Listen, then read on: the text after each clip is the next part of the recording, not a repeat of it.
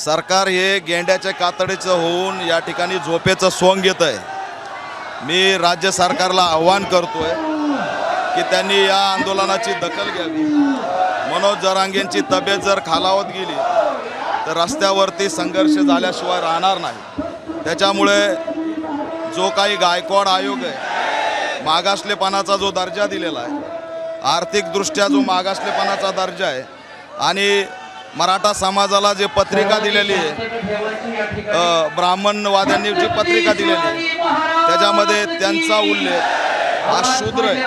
त्याच्यामुळे शूद्र हे सामाजिक बहिष्काराचं प्रतीक आहे। त्यामुळे या समूहाला सामाजिक न्याय देणं खूप गरजेचं आहे, असं सुद्धा आमचं या माध्यमातून मागणी आहे। लवकरात लवकर मुख्यमंत्र्यांनी याची दखल घ्यावी आणि हा प्रश्न आता जास्त दिवस रेंगाळत ठेवू नये। उलट मी या सरकारला आव्हान करतोय की येणाऱ्या निवडणुकीच्या अनुषंगाने तुम्ही मराठा आंदोलनाच्या बळावर ओबीसीला खुश करून राजकीय पोळी भाजताय का, असा सुद्धा आमचा या ठिकाणी प्रश्न आहे।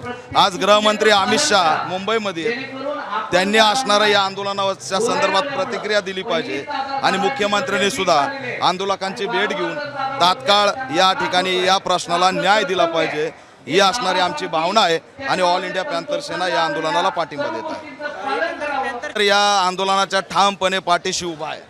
मुख्यमंत्र्यांनी जास्त वेळ आमचा असणारा या ठिकाणी संयमाची परेशीमा हे होईल त्याची वाट बघू नये, तातडीने त्यांनी असणारं न्याय द्यावा अशी अपेक्षा आहे। मुंबईमध्ये काल बऱ्याचशा ठिकाणी हॉटेल बंद होते, लोकांचे खायप्याचे जेवणाचे त्याचे वांदे झाले आंदोलकांचे। त्यात पुन्हा बीएमसीचे टॉयलेट बाथरूम पण बंद होते। जुलमी राजवट आहे आणि या जुलमी राजवटीने त्या ठिकाणी या खाऊ गल्ले असतील, पाणी असेल, हे भेटणार नाही अशा पद्धतीची एक मायक्रो प्लॅनिंग BMCच्या मार्फत केलेली। याच्यामध्ये BMC सामील आहे, याच्यामध्ये राज्य सरकार सहभागी आणि मराठा समाजाला वेदना द्यायच्या, भयभीत करायचं, पोलीस रॅपिड ॲक्शन फोर्स दाखवायची आणि या ठिकाणी कोंडमारा करायचा। एक प्रकारे जालियनवाला बाग सारखी परिस्थिती या सरकारने मराठा समाजापुढे करून ठेवलेली आहे।